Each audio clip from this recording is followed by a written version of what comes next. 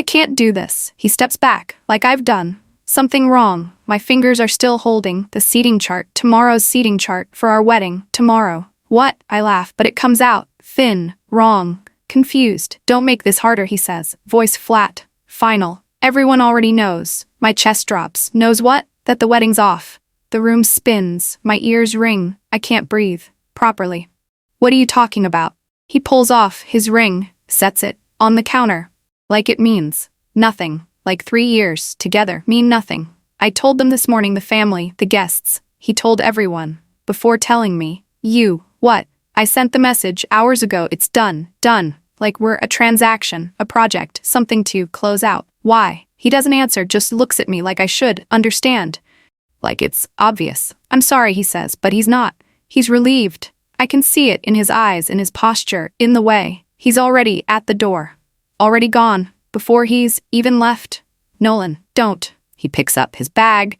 Pre-packed. This was planned, not a sudden decision. A calculated exit. I'll get the rest later.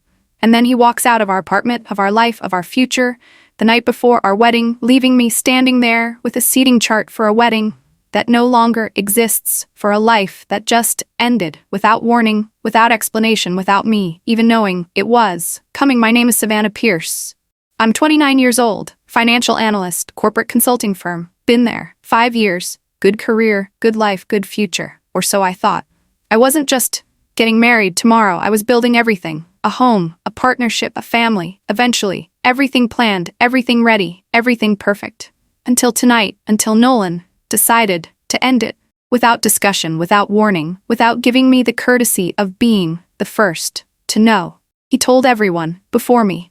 Family, friends, guests, everyone already knows. The wedding's canceled. Except the bride, who stood there, holding the seating chart like an idiot while he walked out. We worked together, same company, different departments, that's how we met. 3 years ago.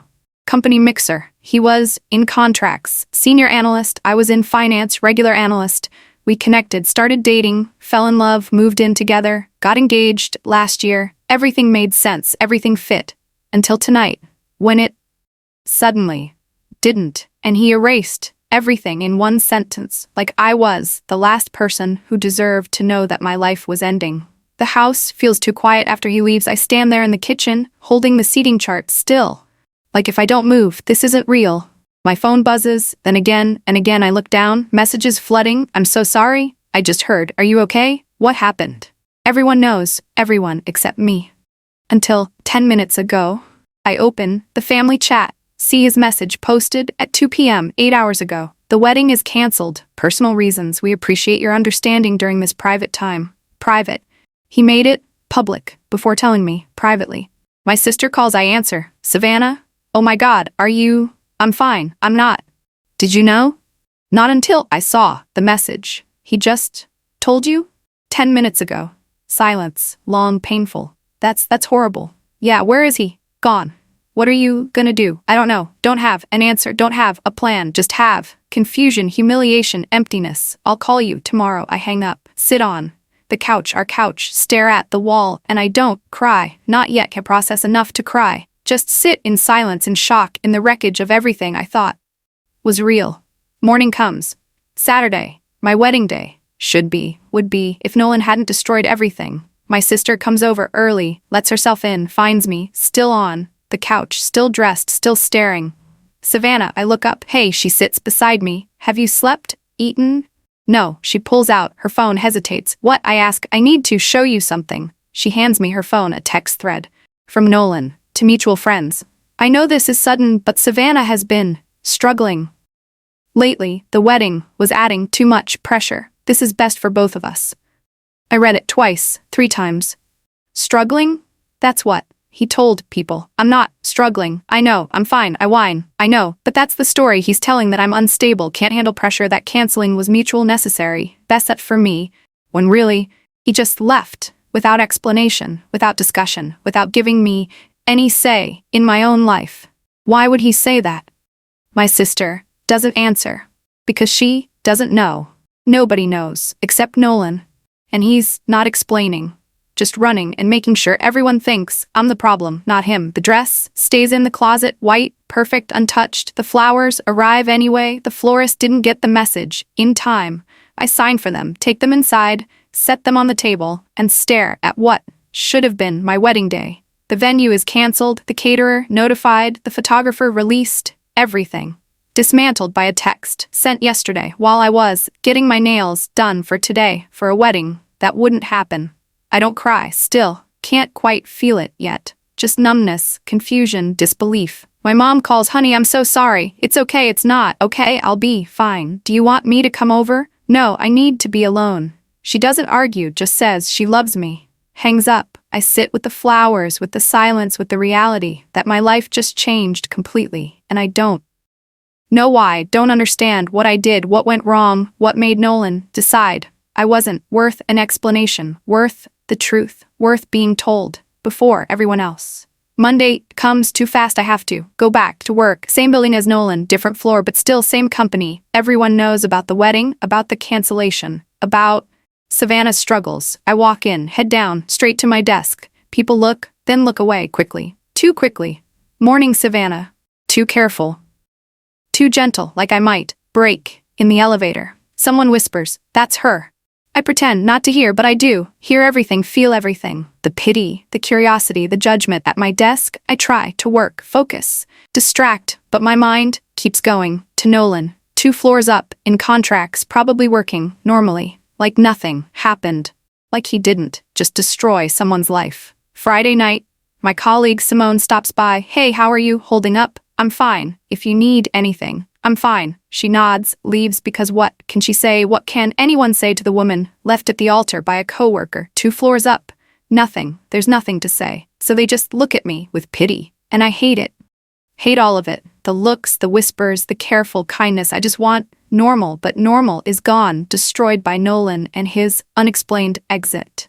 Tuesday afternoon, I need files from contracts, Nolan's department. I take the elevator up 2 floors, walk to his area. His desk is empty, complete clean, too clean. No papers, no files, no computer, no personal items like he was. Never there. I ask his colleague, where's Nolan? She looks uncomfortable.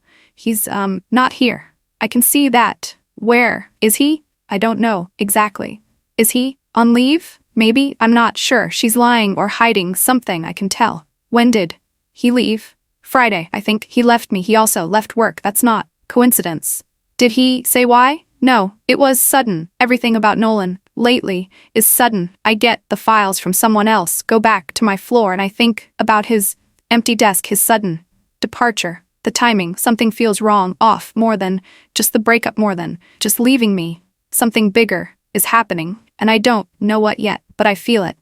Wednesday. The rumors start. I heard Nolan transferred. I heard he took extended leave. I heard he quit. Different stories from different people. None of them sound right. None of them make sense, and nobody looks me in the eye when they talk about it like I'm connected to whatever happened. Even though I don't know what happened at lunch. Simone sits with me. People are talking. I noticed about Nolan leaving. What are they saying? Different things nobody knows for sure. Do you know anything? She hesitates. Just that it was sudden and official. Official how? HR was involved. HR. Not just a resignation, not just a transfer, some formal, something serious. Why? I don't know, but she looks away when she says it like she knows more than she's saying. Everyone does. Everyone knows something, except me again. Always the last to know what's happening in my own life. Thursday morning, company-wide email. We announce the retirement of division head Stanley Cole, effective immediately. We thank him for his years of service. Retirement. Immediate. Effective now. Stanley Cole, head of contracts division, Nolan's boss. This isn't normal. Retirements get announced weeks ahead. Farewell parties, transition plans. Not immediate. Effective now. Like Nolan. Same department, same timing, same sudden exit. Something is very wrong. At my desk, I pull up old emails from projects I worked on with Nolan, with contracts, with Stanley's approval, looking for what I don't know. But something that explains why 2 people from the same department disappeared within a week, why Nolan left me the night before our wedding, why he told everyone I was struggling, why he needed me discredited before something, before what, I don't know yet. But I'm starting to suspect this isn't about me. This never was. Monday morning. Week 2. After the non-wedding, I arrive at work. Early 7 a.m. The The parking lot is empty, except for one black SUV, tinted windows, government plates. 2 men in suits stand beside it, security armed. I can see the outlines under their jackets. I walk past into the building. Badge in the lobby is quiet until the elevator opens. A man steps out, tall, professional, serious. Behind him, 2 security officers, the same ones from outs. Where is Contracts Division? The receptionist points wordlessly. They walk directly to the elevator. The building goes quiet. People stop talking, working, moving. Just watch as the new arrivals disappear into the elevator, heading up to contracts. To Nolan's floor, my stomach turns. This is it. Whatever's been happening, whatever made Nolan run. It's here now, visible, undeniable, real, within an hour. The entire contracts floor is locked down, badge access disabled, doors sealed, security posted, people evacuated to other floors, temporarily, they say, but it doesn't feel temporary, feels permanent, final, serious. I watch from my floor through the glass walls. They're boxing, files, seizing computers, photographing everything. Nolan's desk, Stanley's office, conference rooms, everything, being documented, removed, investigated. The new boss, the man from this morning, walks through methodically, pointing, directing, commanding. He's not company leadership, he's something else. Government, federal, investigator, here for something specific, something serious, something that made Nolan run, made Stanley retire, made everything in my life collapse, without warning, without explanation. And I'm starting to understand why. Lunchtime, I sit at my desk, not eating, just thinking, processing. This isn't about me, this never was. Nolan didn't leave because of me, because of us, because of the wedding. He left because of this. Whatever this is, whatever's being investigated, whatever made federal agents show up with armed security to lock down an entire division. He needed to disappear before this happened, before the investigation started, before questions were asked, and he needed me gone, discredited, struggling. So when they asked about him, about us, about anything, be believed, I'd be the unstable ex-fiancé who couldn't handle pressure, not a credible witness, not someone worth listening to, just someone he left behind, damaged, broken, dismissed.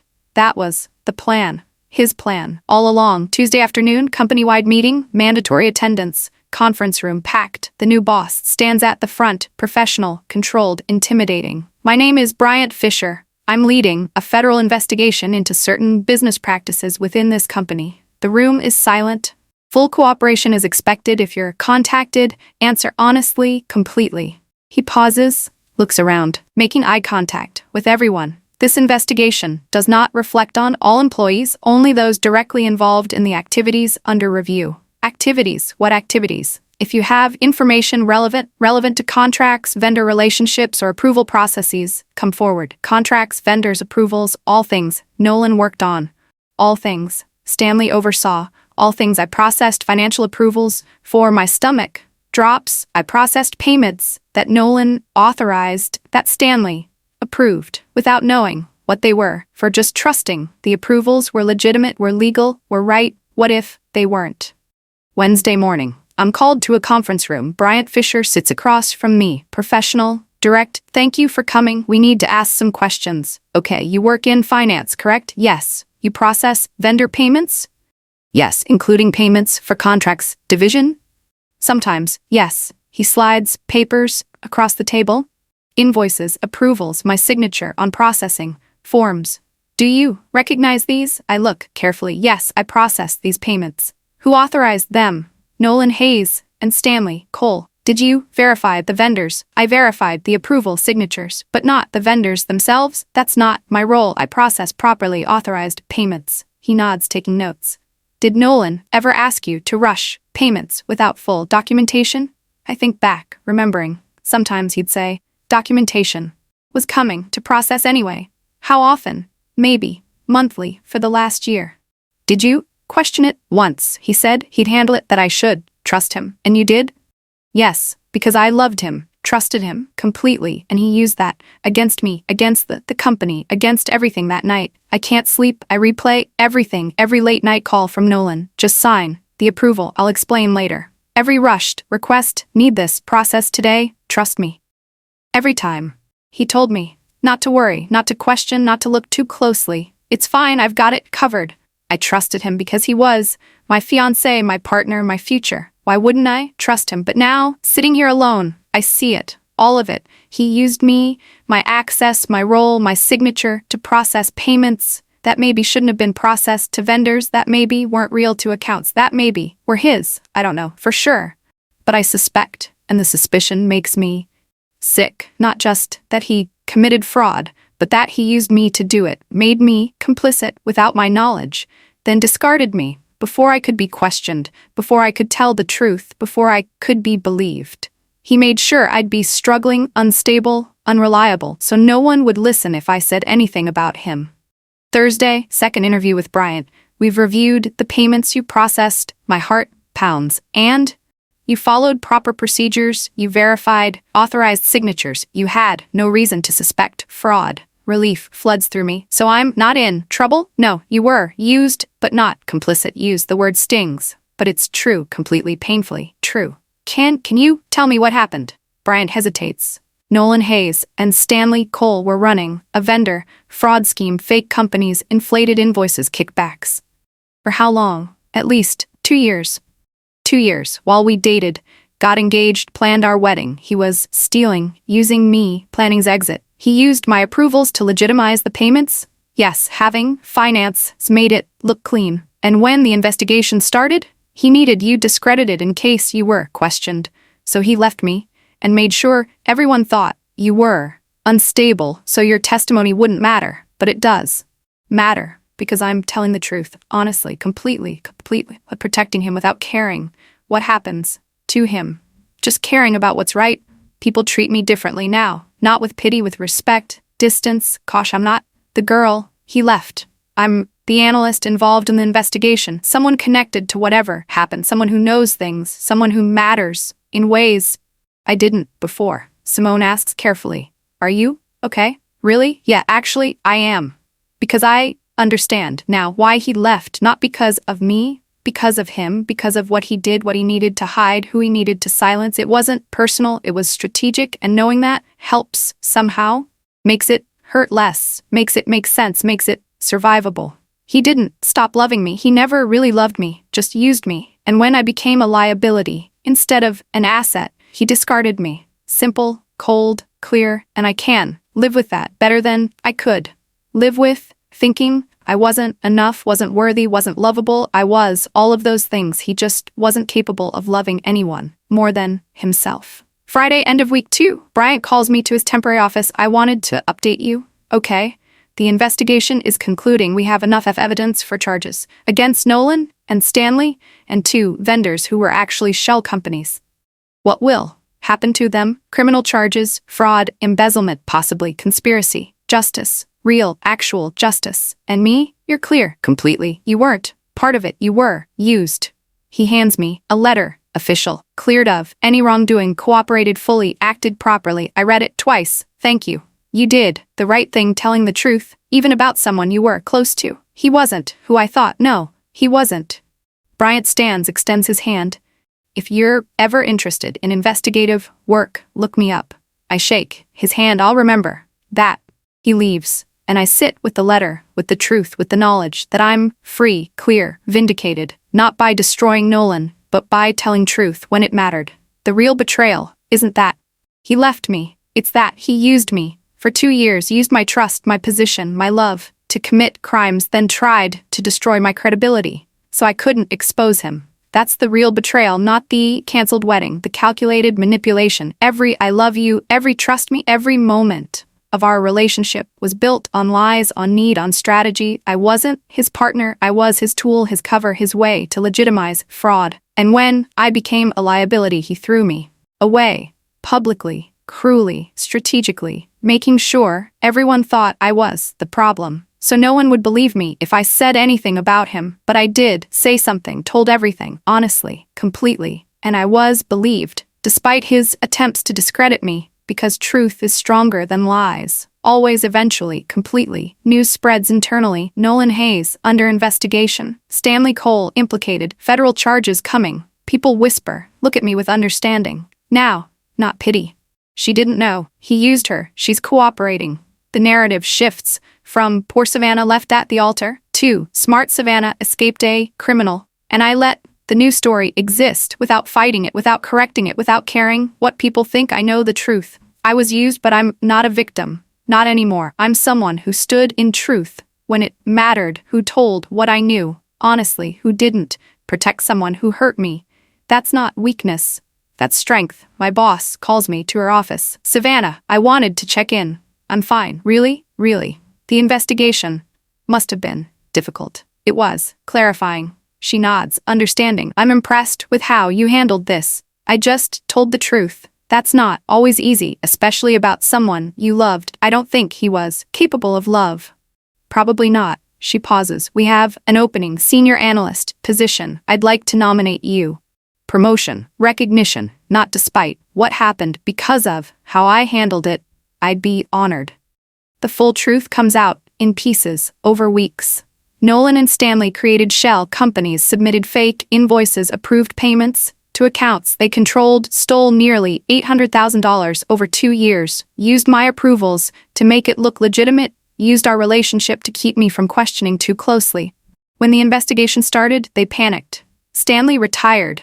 Nolan ran, but first, he destroyed my credibility, made me look unstable. So when I was questioned, I wouldn't be believed. Except I was, because I told truth, because evidence supported me, because Bryant saw through Nolan's attempt to discredit me.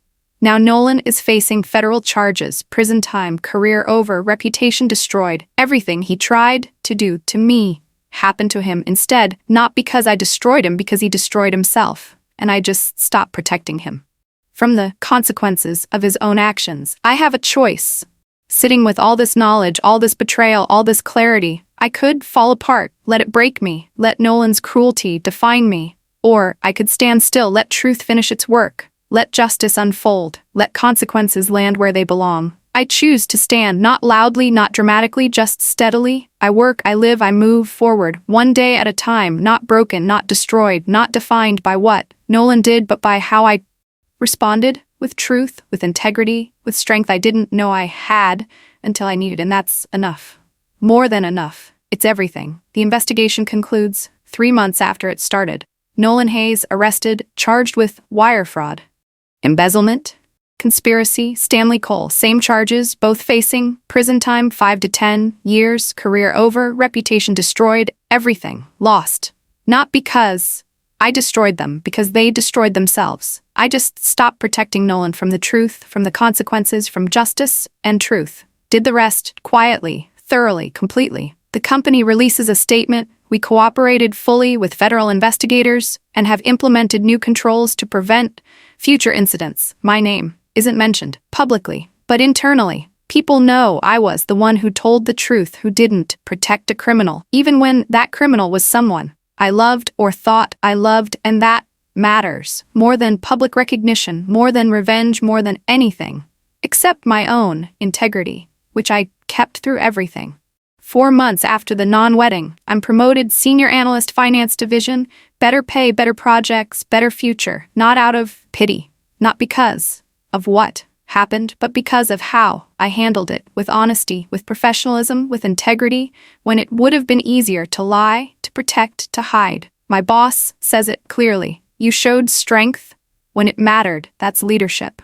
I think about Nolan sometimes, about the wedding that didn't happen, about the life I thought we'd have, but mostly I think about how lucky I am that he left, that I didn't marry a criminal, didn't build a life on lies, didn't waste more years on someone incapable of real love. He thought leaving me would break me, make me look weak, make me disappear. Instead, it freed me, showed me who I really am, gave me a chance to prove my strength, my integrity, my worth to myself more than anyone else. 6 months later, my life is quiet again, stable, mine, no lies, no manipulation, no one controlling the narrative, just me, living honestly, working hard, building something real. I'm dating someone new, slowly, carefully, someone who respects me, values me, doesn't need me for anything except partnership.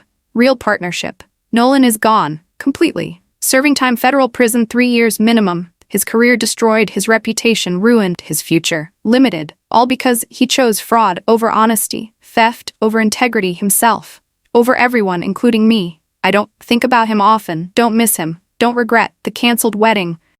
Just feel grateful that I escaped before I was trapped in a marriage built on lies. The night before the wedding, he dumped me, cruelly, publicly, deliberately, thinking it would break me, thinking it would silence me, thinking it would save him. He was wrong about all of it. It freed me, empowered me, led to his downfall because I stopped protecting someone who hurt me and started protecting the truth. And truth always wins. Always. Eventually. Completely. He said, everyone already knew about the canceled wedding.